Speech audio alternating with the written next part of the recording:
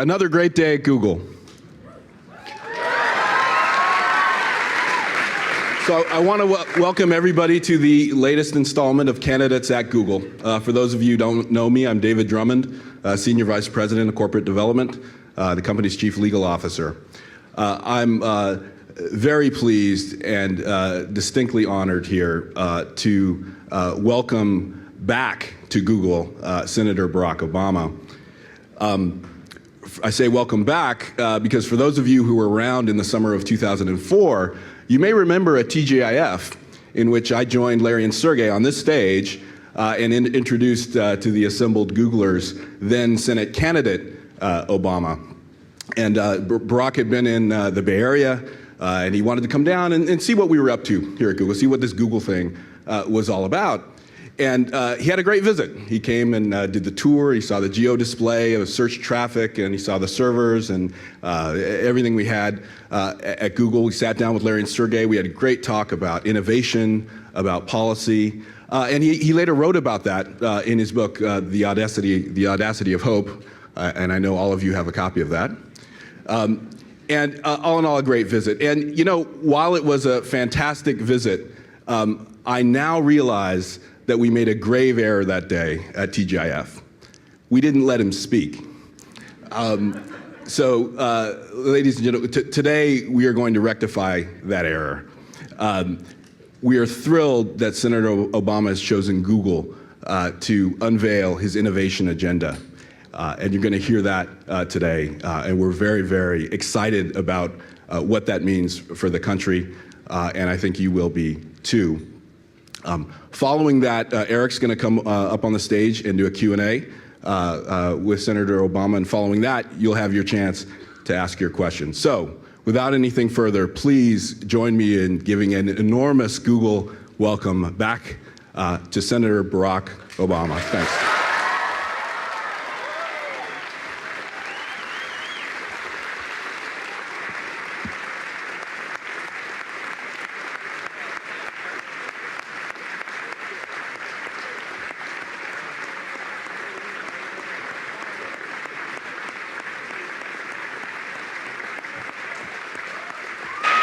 Thank you. Thank you. Thank you, everybody. Thank you. Thank you. Thank you so much. What a wonderful reception. I am so grateful to all of you for showing such interest and taking the time to be here today. I want to thank Larry and Sergey and Eric and obviously David for helping to set this up. I am extremely grateful to all of them for their leadership and their friendship. And I also want to acknowledge State Senator Elaine Alquist, who is here. This is her district, and since I used to be a state senator, I always want to give her her props. So it's wonderful to see her as well. So thank you.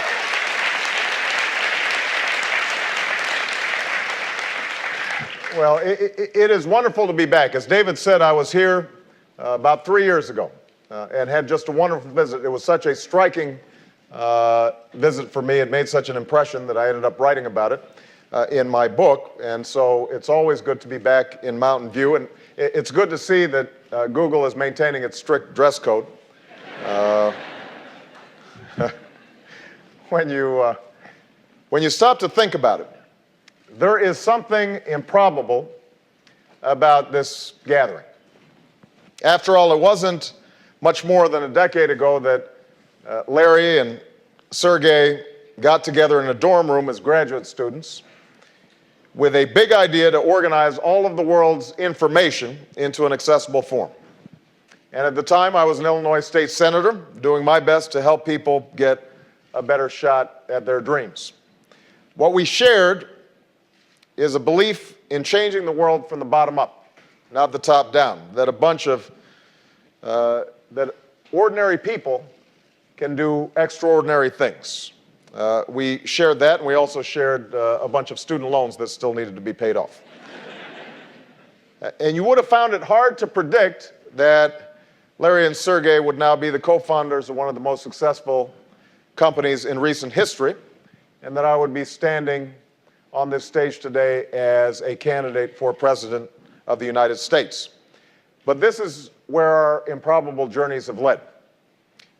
This is where the moment finds us. And I'd like to say a few words about what I believe we have to do together to seize this moment with a sense of purpose and a sense of urgency. We know how the first chapters of the Google story have turned out. After all of you have good jobs. But we also know that the Google story is more than just being about the bottom line. It's about seeing what we can accomplish when we believe in things that are unseen, when we take the measure of our changing times and we take action to shape them. And that's why we're here today. That's why many of you decided to work here instead of someplace else.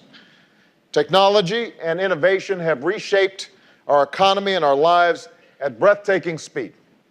America's been fighting to figure out how to tap this awesome new resource that we have, and Google's helped to show us the way. But this story is far from over. Google's story is far from over. The story of how we shape our changing times is far from over. What comes next depends on the choices that we make right now, at this moment, in this election. We could see the spirit of innovation that started this company be stifled. We could see the internet divided up to the highest bidders. We could see a government that uses technology to shut people out instead of letting them in. Tax breaks shuffled to special interests while the next startup, the next Google, can't get a fair shot. Challenges like healthcare and energy that hold our country back while competition from other nations picks up. That's one alternative. Another alternative is for us to unlock a new future of opportunity. Together, we could open up the government and invite all citizens in while connecting all of America to 21st century broadband. We could use technology to help achieve universal health care, to reach for a clean energy future, and to ensure that young Americans can compete and win in the global economy. If America recommits itself to science and innovation, then we can lead the world to a new future of productivity and prosperity. That's what we can do if we seize this moment. That's the choice we face. And as president, I intend to work with you to write the next chapter in the story of American innovation. That's part of the reason why I'm running for president of the United States. To seize this moment, we have to ensure free and full exchange of information. And that starts with an open internet. I will take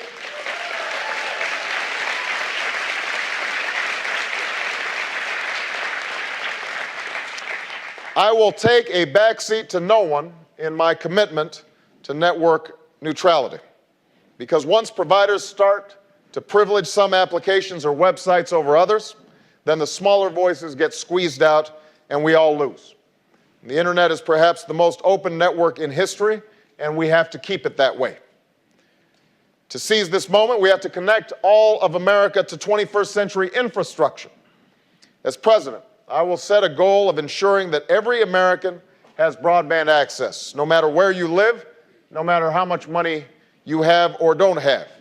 We will raise the standards for broadband speed. We will connect schools and libraries and hospitals. And we'll take on the special interests so that we can finally unleash the power of wireless spectrum for our safety, our security, and our connectivity. To seize this moment, we have to use technology to open up our democracy. It's no coincidence that one of the most secretive administrations in our history has favored special interests and pursued policies that could not stand up to the sunlight. As president, I'm going to change that. We will put government data online in universally accessible formats. I'll let citizens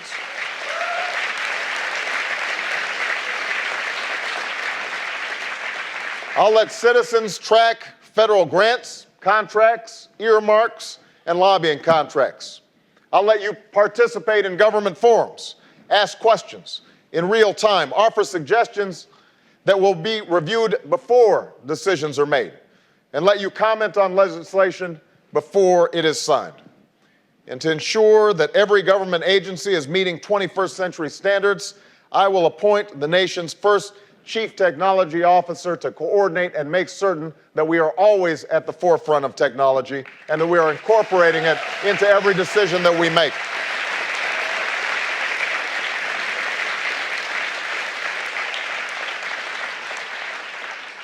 And if you want to know how I'll govern, just look at our campaign.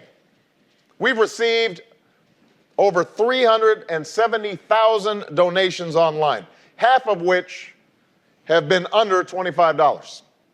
Nearly 300,000 Americans have their own accounts on BarackObama.com. They've created thousands of grassroots groups. They've offered up over 15,000 policy ideas because we believe that real change can only come from the bottom up. And technology empowers people to come together to make that change. Because at this moment, I think we have to do more than get our house in order. The opportunity in front of us is bigger than that. Seizing this opportunity is going to depend on more than what the government does or even what the technology sector does. It's going to depend on how, together, we harness technology to confront the biggest challenges that America faces. Just imagine what we could do.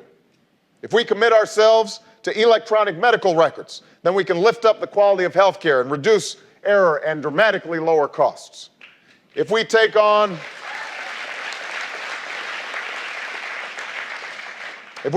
special interests and make aggressive investments in clean and renewable energy, like Google's done with solar here in Mountain View, then we can end our addiction to oil, create millions of jobs, and save the planet in the bargain. If we make technological literacy a fundamental part of education, then we can give our children the skills they need to compete and ensure the next generation of scientists and engineers is being educated right here in America. We can do this, but we can't wait, because Silicon Valley is not the only corner of innovation in the world. If America doesn't seize this moment, then we will face only more competition from Dubai and Dublin, from Shanghai and Mumbai. So instead of George Bush's policy of undermining science, I intend to double federal funding for basic research and make the R&D tax credit permanent to keep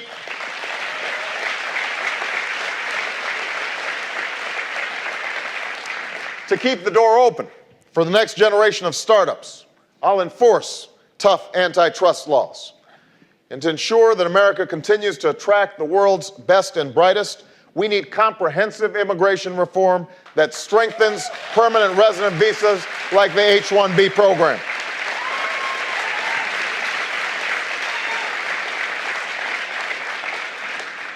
We need to make sure that the next success story, the next Google, happens here in America. The Google story is about what can be achieved when we cultivate new ideas and keep the playing field level for new businesses. But it's also about not settling for what we've already achieved. It's about constantly raising the bar so that we're more competitive.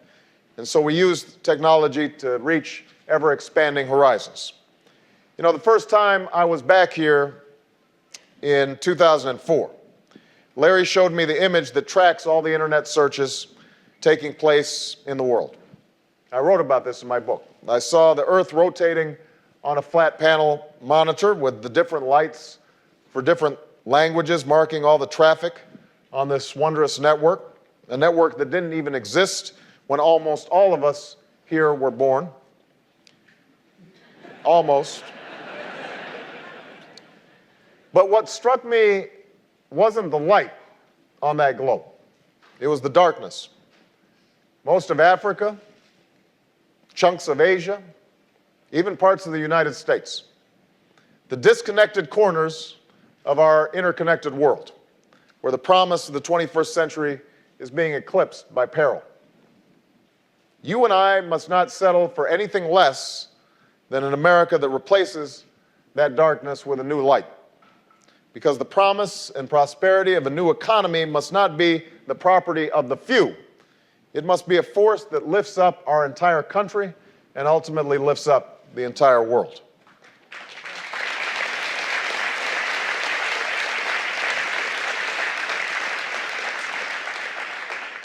We have the privilege to live in a transformational moment, a moment when an idea can change the world, a moment when technology empowers us to come together as never before, while letting each of us reach for our own individual dreams, a moment when we can finally progress and move beyond the huge challenges that have stood in the way of progress for far too long. We cannot, and we must not, look back and regret that we settled for anything less. And that's why I'm asking you to join me in seizing this moment. I'm asking you to join me in changing the world. Thank you very much, everybody. Thank you. Thank you. Thank you. Thank you. Eric, come on up. Thank you. Brilliant, brilliant. Thank you so much. Go ahead.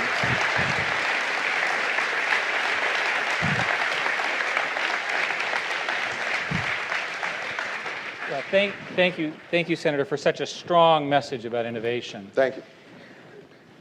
Senator Obama, the product of a Kansas mother and a father from Kenya, born in Hawaii. Your history, of course, Columbia, Harvard, state senator, now senator running for president. Welcome to Google. Thank you so much. Thank you. Thank you. When you see yourself in the presidency in 2008, 2009, and for many years, what is it that you're going to do that's exceptional? What is your fundamental reason why you think this country, is going to be a great country? And by the way, is this the kind of interview that you guys went through?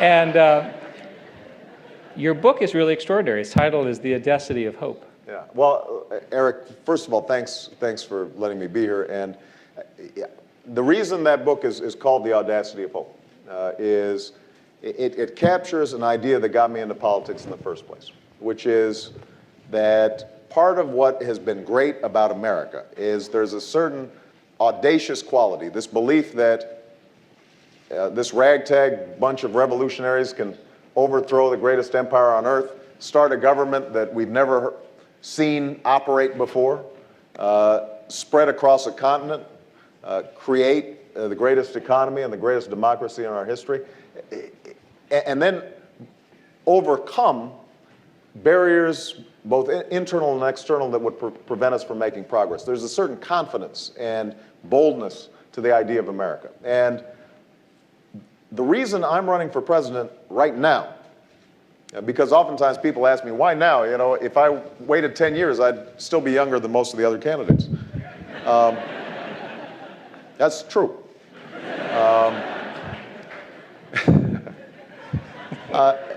It is because I think we are at a defining moment in our history. Our nation is at war. The planet is in peril. Ordinary Americans are working harder for less. They feel as if the dream the generations fought for is slowly slipping away. Their costs for everything from healthcare to college have gone up. They're finding it more difficult to save, difficult to retire, and they don't feel as if anybody in Washington is listening to them. And when I made the decision, I sat down with my wife and I asked myself three questions. One, could my family survive the rigors of a presidential campaign? And because my wife is exceptional and my children are above average, we figured we could do it. And they've been great. That's also true. The second question we asked was, could we win? And we determined that we could.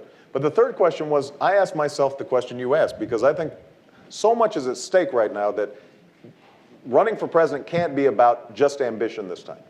There's got to be a rationale. And what I concluded is this. I believe I can more effectively bring this country together to solve problems than any other candidate. And you know, we have seen a gridlock where 45% of the country is on one side, 45% of the country is on the other. You've got 10% in the middle. They all live in Ohio and Florida, apparently. And so political contests just become beating down the other side and eking out a victory one way or the other. but you can't govern.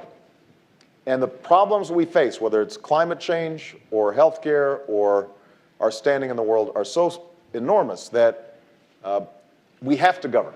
We have to make good decisions. So that's number one. Number two is I have taken on the special interests in the past and have won.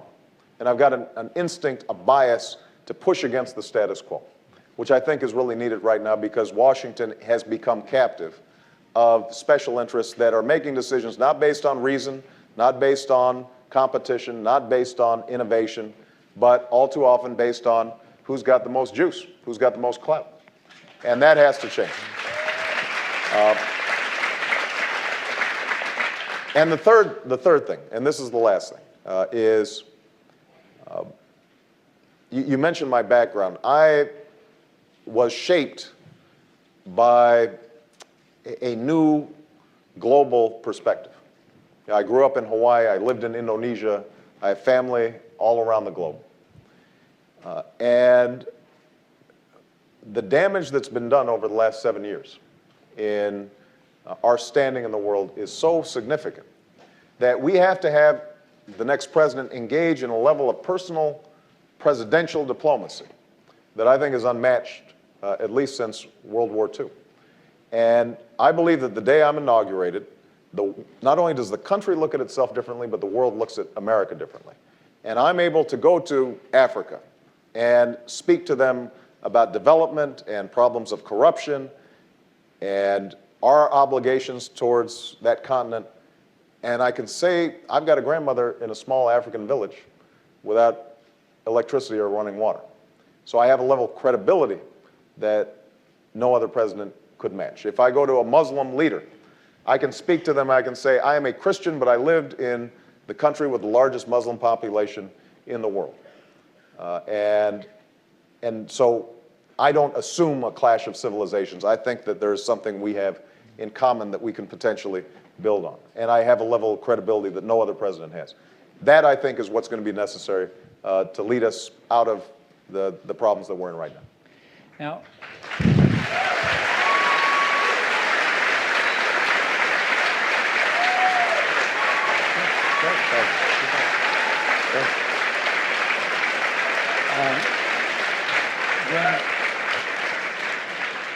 Now, Senator, you're here at Google, and I like to think of the presidency as a job interview.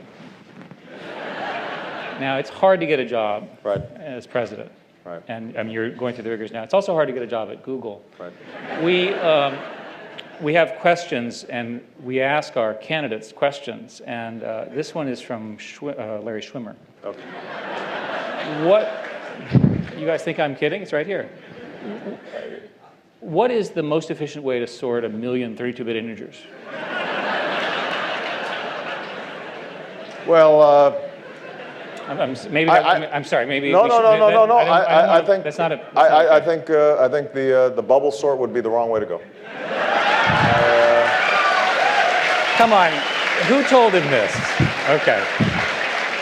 I didn't see computer science in your background. We've got our spies in there. Well, why not? Let's ask a different interview question. And obviously more serious. You're notable in this campaign for your steadfast opposition to the Iraq War. Right. On the assumption that you're elected president on day one, you'll walk in, and the war will probably still be on. Yeah. And we know your view that the war was a mistake. Right. But here it is. You're at the desk. What are you going to do? We will call in. I will call in the Joint Chiefs of Staff, my Secretary of State nominee, my National Security Advisor nominee, and they will have a new mission, which is to end this war. And it appears, based on the advice that I've gotten from military commanders, that we can safely bring out 1 to 2 brigades per month. At that pace, we will have our combat troops out in 16 months. The only mission, we will not have permanent bases in Iraq. and we will not have combat operations in Iraq. The only mission that I will allow will be to protect our embassy and our civilian personnel, diplomats, humanitarian workers. And we will have a narrowly targeted mission of, if there are terrorist camps that are amassing in Iraq, that we have a strike capability. Now, it is important during those 16 months that we are redoubling our diplomatic efforts.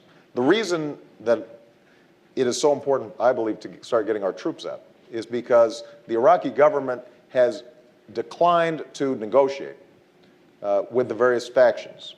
The Sunni, the Shia, the Kurds have not come together and arrive at the political accommodations that are necessary to solve this problem. And we have not reached out to the regional powers, including Iran, Syria, so not just our friends, but also our enemies, to arrive at a workable and stable Iraq. And this is an argument that I've had with some of the other candidates, including Senator Clinton, in this race. And I think it's part of what signals a break from Bush-Cheney diplomacy. The willingness to speak to our adversaries. You know, President Kennedy once said, we should never negotiate out of fear, but we should never fear to negotiate. And the notion that not talking to leaders we don't like makes us look tough is fundamentally flawed. It makes us look arrogant, and it sends a message to the world that we're not listening.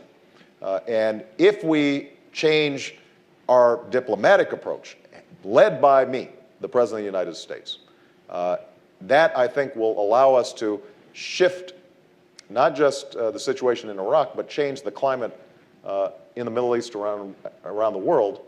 It will give us more leverage then to deal with terrorist activity that's taking place in Afghanistan, in the border areas around Pakistan, and elsewhere in the region. Let's ask about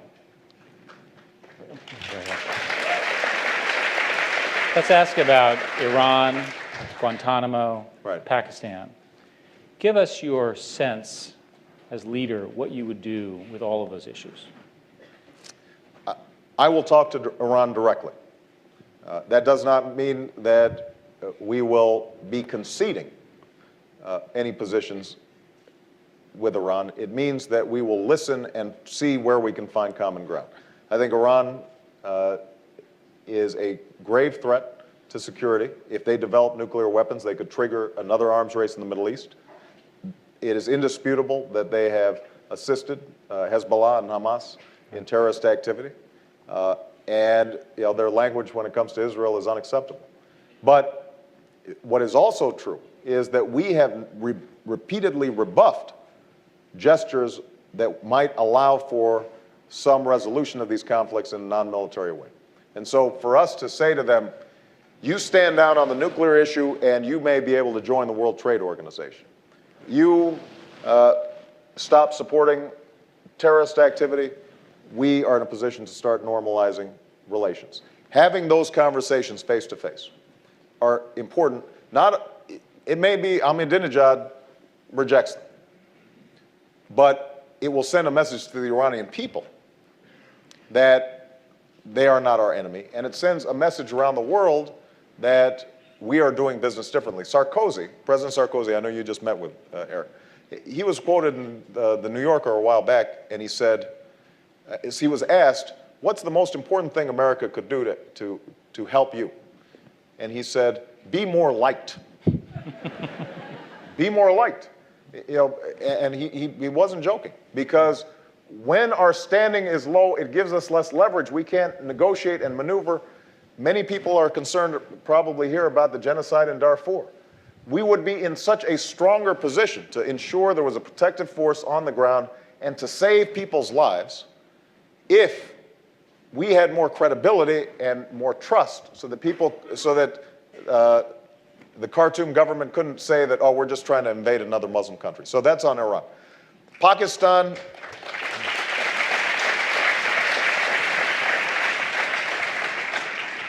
Pakistan is in a difficult situation right now. And in some ways, we've got the worst of both worlds. We've got a military ruler who has locked up political opposition and instituted an emergency rule.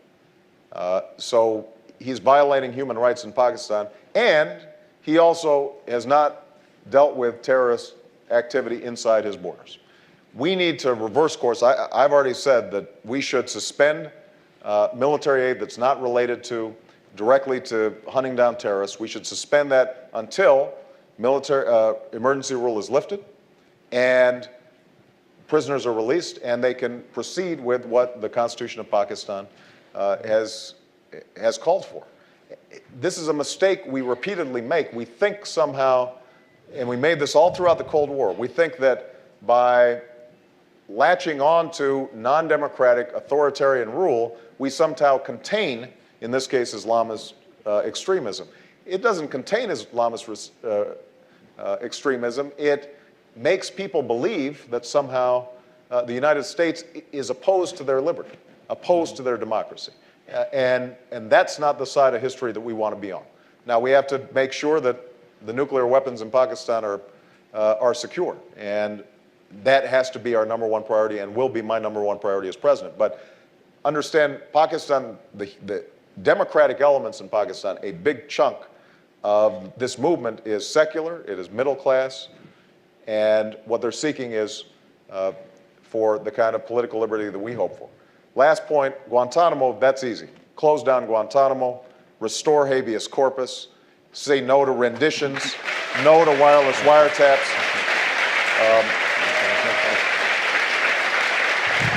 You know, part of my job as the next president is to break the fever of fear that has been exploited by this administration. That, you know,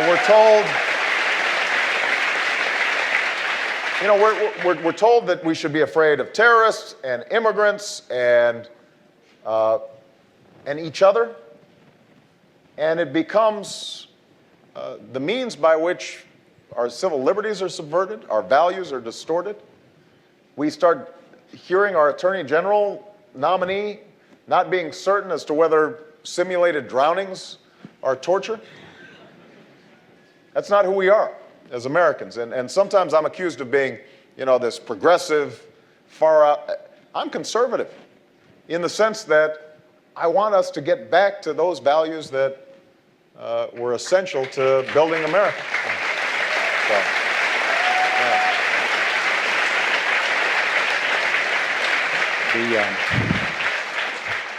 let's talk a little bit about America, and the America that you see today is one of extremes. And in your campaign, you've talked a lot about the people who are not the economic winners, the educational winners, or whatever. And many people are responding very strongly and positively to that message. Right. Take us through what would be different. What are you going to do? How are you going to deal with the very serious economic problems, educational problems, societal problems that we face here in the United States? well, let's start with acknowledging that our economy is out of balance. Okay. We have seen extraordinary economic growth, and obviously Google is a symbol of one sector of our economy that's just been extraordinary, innovative, creative, and lucrative. But there's a whole nother part of America that has been left behind. If you look economically, all the growth over the last 2 decades has essentially been captured by not just the top 5%, but really the top 1%. And the average American worker's wages and incomes have flatlined. They're not making progress. And they feel anxious about it, and because they feel anxious about it, they are afraid of globalization. And that fear has been fed by our politics. Now, my strong belief is that globalization is here to stay, and it is a powerful potential tool for good. But we have to make sure that everybody has the ability to access what's good about globalization. And right now, people are locked out. So very specifically, what would I do?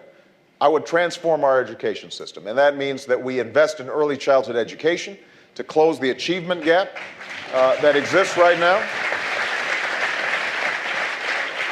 And that's not just pre-kindergarten. I mean, it's 0 to 3. From the moment a child is born, if they're born to an at-risk parent, we're going to that parent and we are helping them. If that parent can't read, we will teach the parent to read so they can read to their child. But make sure they're prepared for school. That's step number one.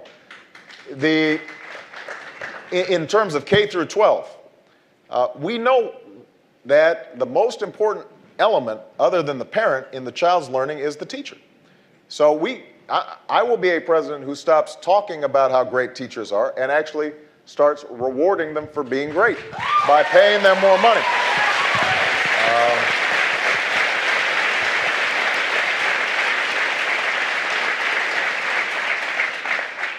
We need to pay them higher salaries. We have to give them more professional development, especially in their early years where they start. And we have to change how we assess progress for teachers, because No Child Left Behind has created a situation where people are being taught just to standardized tests. They're not being taught art, they're not being taught music. It is stifling for the teacher and for the student. Now, we have to have high standards, but those standards have to build on what is best about the American education system, which is innovation and creativity. So that we have to take care of. We have to make college way more affordable. And one way I will immediately do that is get banks and financial institutions out of the business of providing student loans. You can take billions of dollars of profits with a direct loan program. So that's on the education front. We have to make investments in broadband line and infrastructure so that we are competitive.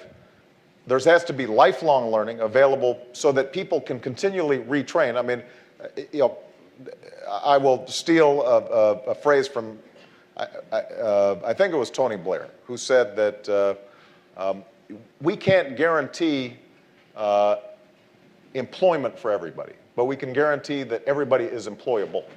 And that means that people have to be able to constantly transition in terms of their ability to adapt to new circumstances. And technology can play a critical role in that, but we've got to make sure that it's accessible and available to every person. And the last point I would make is that we've got to rebuild our social safety net that has not been adapted since FDR. So we've got to make sure that healthcare is available even when you lose your job, that you have a retirement account that follows you with the job. Part of the reason we're an innovative society is that we've always felt that, you know what, if we take a risk and we make a misstep, that there's some cushion there for not just us, but for our families as well. And that's why universal health care is so important. That's why creating new systems to help people save is so important, so that will actually spur on people's willingness to take risks in the marketplace. Right now, they don't feel as if they're able to do so. Okay.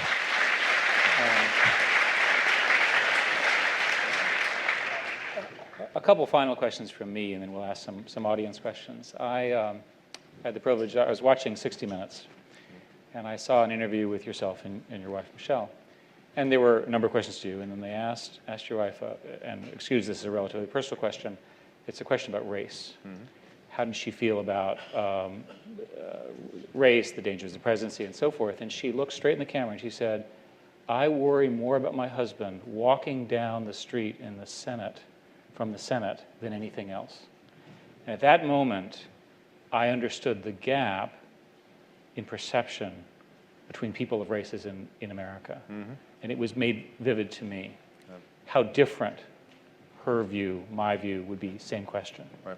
Can you talk a little bit about that issue in America? Absolutely. Look, W.E.B. Du Bois said the problem of the 20th century is the problem of the color line. And if you expand that, the problem of the 21st century is the problem of the other, people who are not like us. Whether it's in religious terms, if you go to Sri Lanka, it's what's been fueling a vicious civil war there, even though everybody looks exactly the same. Same in Northern Ireland. or it manifests itself in this country in racial terms. And that it has always been a nagging problem. There have been reports just this week that African Americans feel more pessimistic than they have in a very long time. And there's statistics that bear out why, how they in fact have not kept pace when it comes to economic growth in this country. The virulent anti-immigrant sentiment that we're seeing all across the country is something that has been striking. I mean, just in the last 2 years, you've seen a shift where, I fought for comprehensive immigration reform 2 years ago, and we didn't succeed, but there wasn't this raw anger about it that you see now, even when I'm campaigning among Democrats sometimes. So part of what I believe I bring to this office is somebody who sees the world through a variety of different races. My mother was white, my father was African. I grew up in Hawaii. I've got a sister who's half Indonesian. She's married to a Chinese Canadian. I've said... Sounds like Google. Yeah, it's... family'd fit right in here, no doubt about it. But people talk about our federal budget deficit. We have an empathy deficit. We aren't able to see the world through other people's eyes. Yes. And that's what I think I can provide. Now, very concretely, what we need to do when it comes to issues of race, I think a lot of the tensions are tied to economics. African Americans and Latinos are much more likely to be unemployed, employed in lower wage jobs, not have health care, be in substandard schools, drop out of school. So on every indicator, they're doing worse.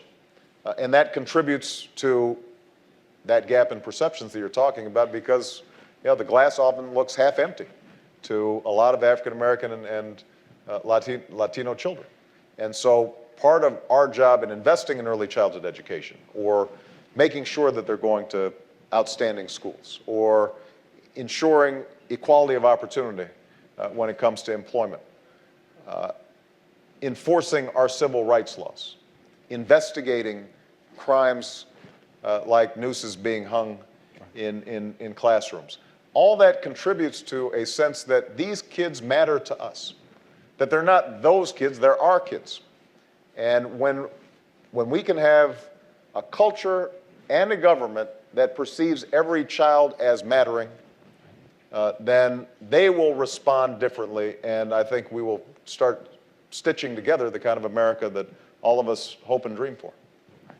Amazing. Absolutely. Perfect. Very much so. Let's get a couple questions from the audience. I've also got why don't you go ahead, and I've also got some that were submitted that we also ranked, so go ahead. First of all, thank you so much for coming. Your words are really inspiring. I really appreciate it. I've been voting for quite a few years, a little older than the average Googler, and yeah, you're look like you might almost be my age. Maybe a little older. Yeah.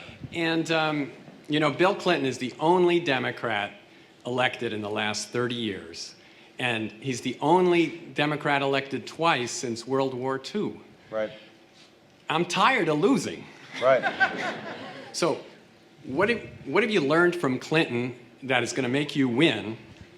What are you going to do differently? And what have you learned from Gore and from Kerry and all those guys that you're going to avoid so that history doesn't reoccur? Well, first of all, I think there is a lot to learn from Bill Clinton. I mean, one of the things that Clinton did, I think, was recognize the moment. We were in a particular moment in 1991-92 when the Democrats had not wrung out the excesses of the 60s and early 70s. We were still deeply invested in identity politics, in interest group politics, and the Democratic Congress wasn't showing itself adaptable and shaking off some of the orthodoxies of the past. And he came in and he said, you know what, I'm a different kind of Democrat, and I'm willing to do things in some new ways. And that was a powerful message for that moment. the reason I'm running and the reason I believe I'm going to win is because we are in a different moment. So you can't just copy what Bill Clinton did, but you have to take the same approach. What is it that's needed right now? And I believe that what's needed right now is the capacity to bring people together to think in practical, reasoned ways about big problems that we face, to be straight with the American people and honest with them about the challenges that we face. So part of what our message is built around is that we are in this defining moment, and we can't keep doing the same things that we've been doing that haven't been working. So that's point number one.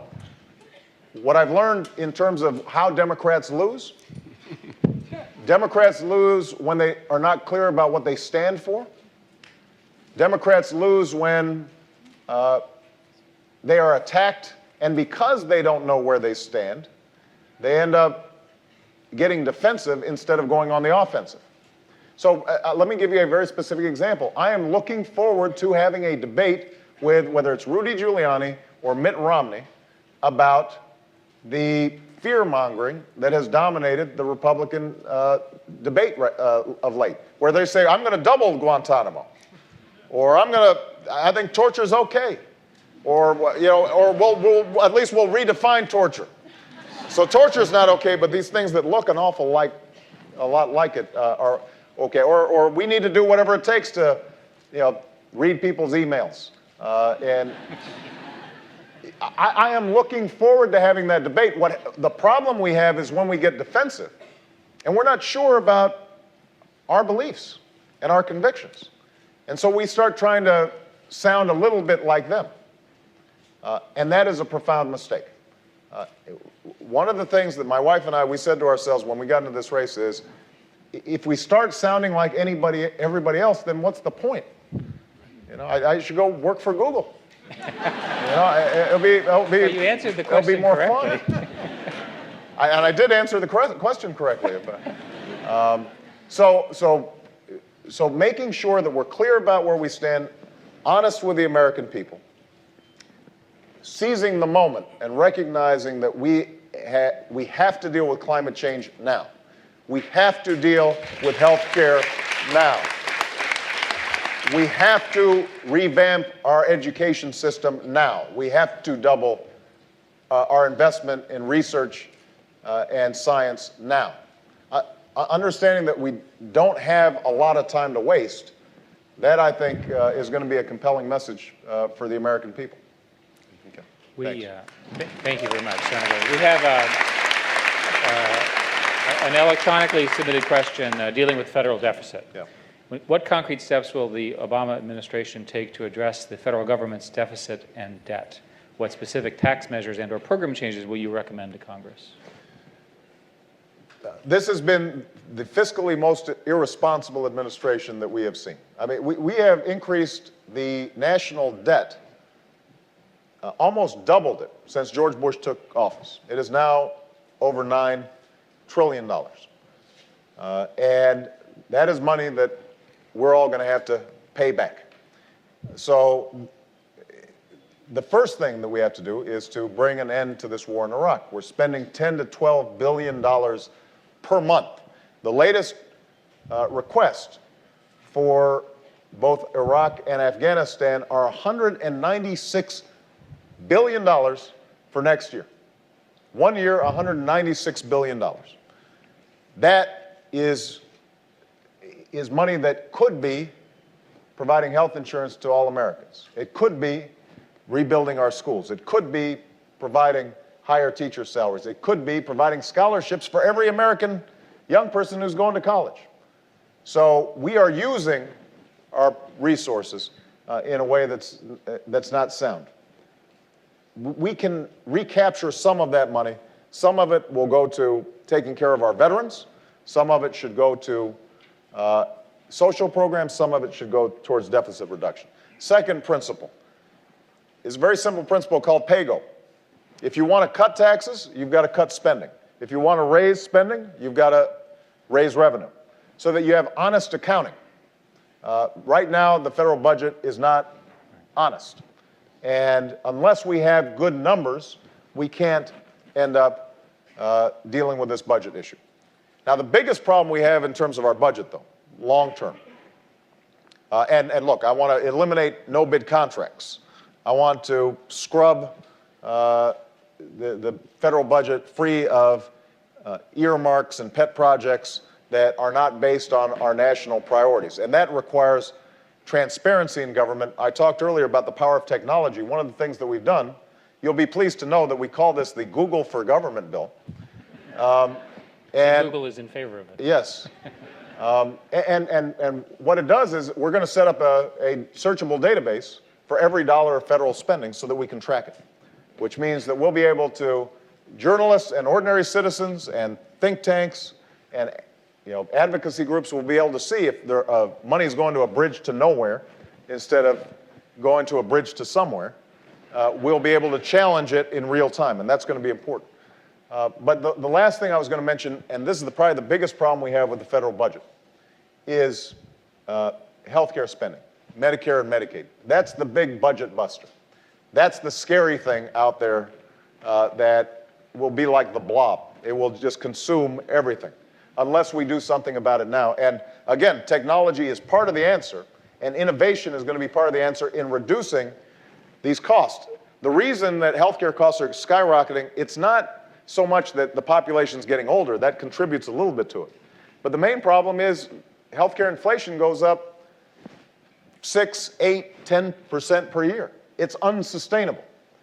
And so, for example, if we use health IT, simple stuff, making sure that everybody's medical records are on in a digital form, so that when a nurse pulls up somebody's chart, they can actually read the writing, and they're not administering the wrong drug. Making sure that billing is all electronic. That can make a huge difference. Investing in prevention so that children are getting regular checkups instead of having to go to the emergency room for treatable illnesses like asthma. That makes an enormous difference. That will probably be the biggest savings item for our federal budget if we do it right, and people like yourselves can be a part of that process. So. Thank you. Ethan. Thank you, Senator Obama, for coming to visit us. We're really pulling for you out here in the Bay Area. Thank you. I'm a big supporter and a vocal supporter, and the biggest issue that I constantly hear brought up about you is the lack of experience, the inexperience Right. issue, and I hear it amongst my friends, you read about it in the press, I'm sure you've had to answer lots of questions about it. Without getting into, or frankly, I guess you can, but without getting into whether experience makes a difference or not, but what are you actually going to do to address this perceived weakness and allow a lot of voters that want to get behind you and want to support you to get past this issue of inexperience? Right. Well, look, first of all, Sergey and Larry didn't have a lot of experience starting a Fortune 100 company. And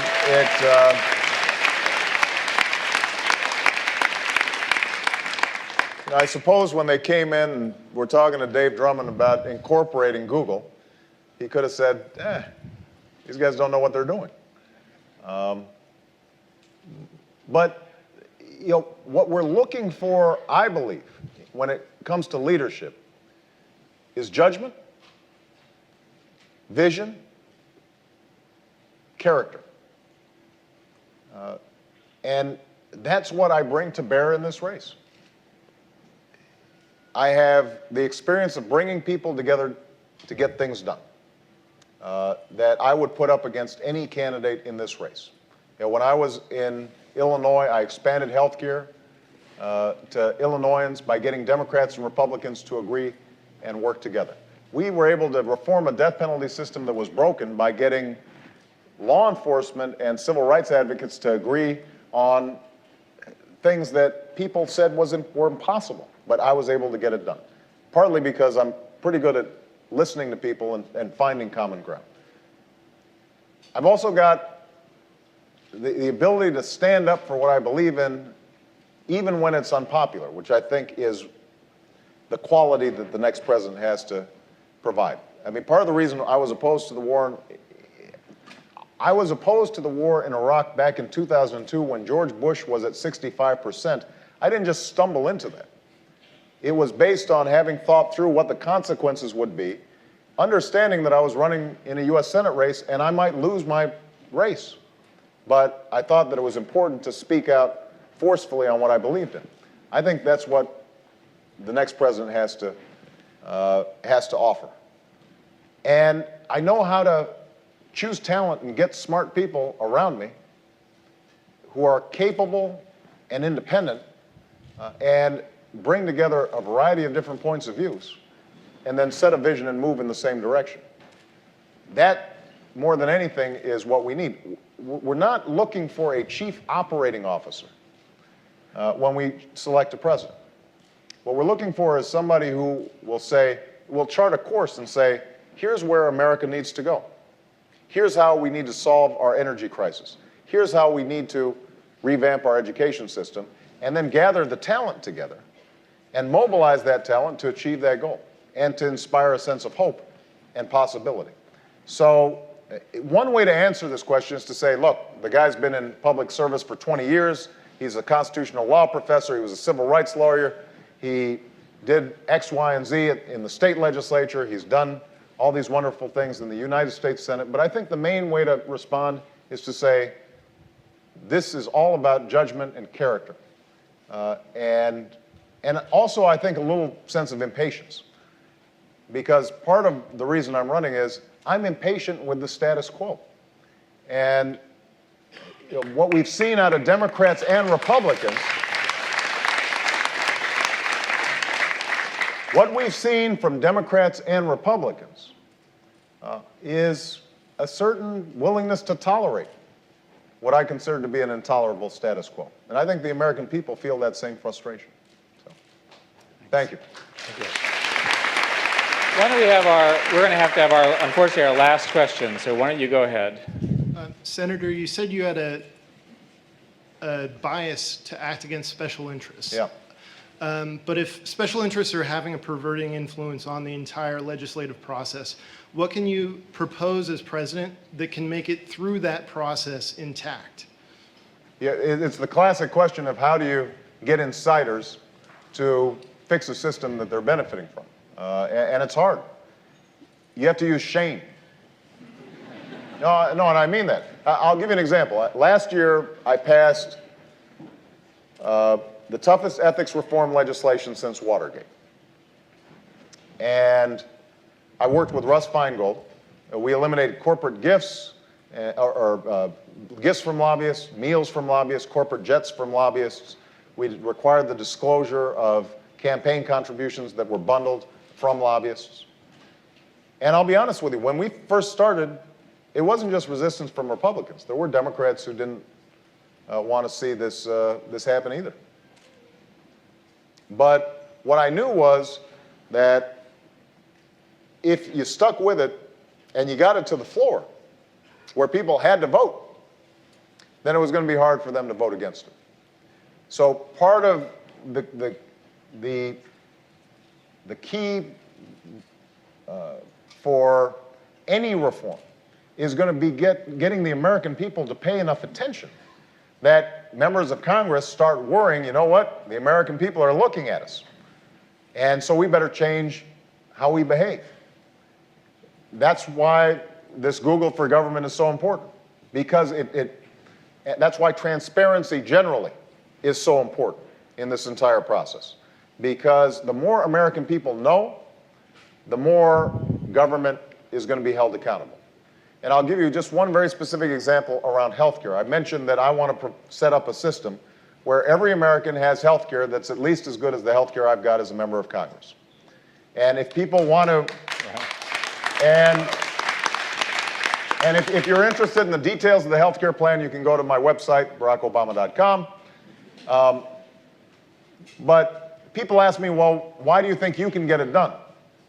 And overcome the insurance and the drug companies that spent $1 billion over the last decade preventing reform from happening in lobbying and campaign contributions. And what I tell them is, I respect what the Clintons tried to do in 1993 in moving health reform forward. But they made one really big mistake, and that is they took all their people and all their experts into a room and then they closed the door. and they tried to design the plan in isolation from the American people. And during that period of time, the insurance companies and the drug companies and the HMOs, they mobilized. And by the time the Clintons announced their plan, you already had these Harry and Louise ads out. You guys don't remember this, you weren't born, maybe. I'm teasing. You were 6. But these ads were out there that convinced the American people they should be afraid of healthcare reform. Now, I will do it entirely differently. Within the first 100 days of my administration, we are going to have a big table, and everybody's going to be invited. Labor, employers, doctors, nurses, hospital administrators, patient advocate groups, the drug and insurance companies, they'll all get a seat at the table. They just won't get to buy every chair. And we will work on this process publicly. It'll be on C-SPAN. It will be streaming over the net. And every time we hit a glitch where somebody says, well, no, we can't lower drug prices because of the R&D costs that drug companies need, well, we'll present data and facts that make it more difficult for people to carry the water of the special interests because it's public. And if they start running Harry and Louise ads, I'll run my own ads, or I'll send out something on YouTube. I'm president. I'll be able to. I'll let them know what the facts are. One of the things that you learn when you're traveling and running for president is the American people at their core are a decent people. There's a generosity of spirit there, and there's common sense there, but it's not tact.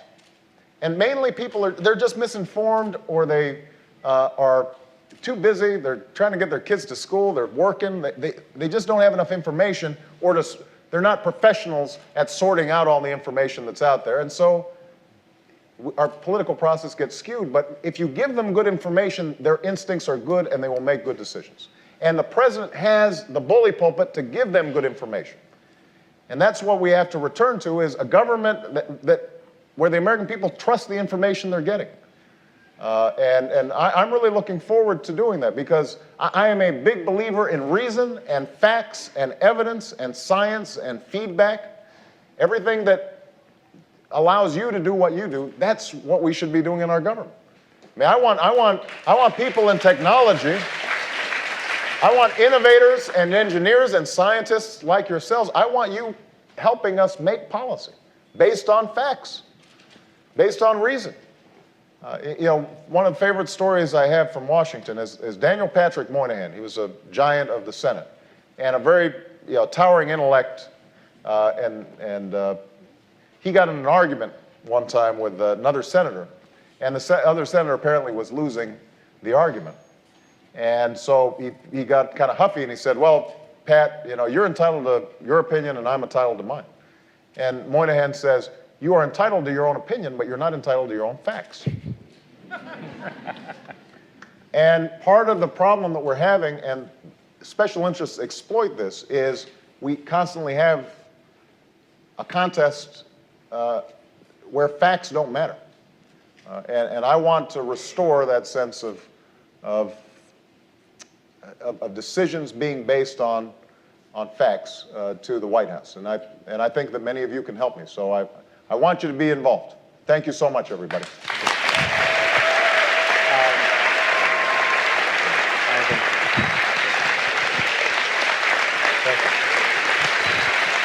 Thank you.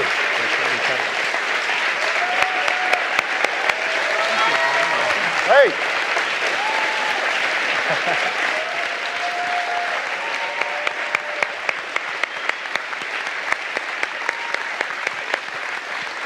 Thank you. Senator, thank you very much. That was cool. So good? Everyone's good. Thank you.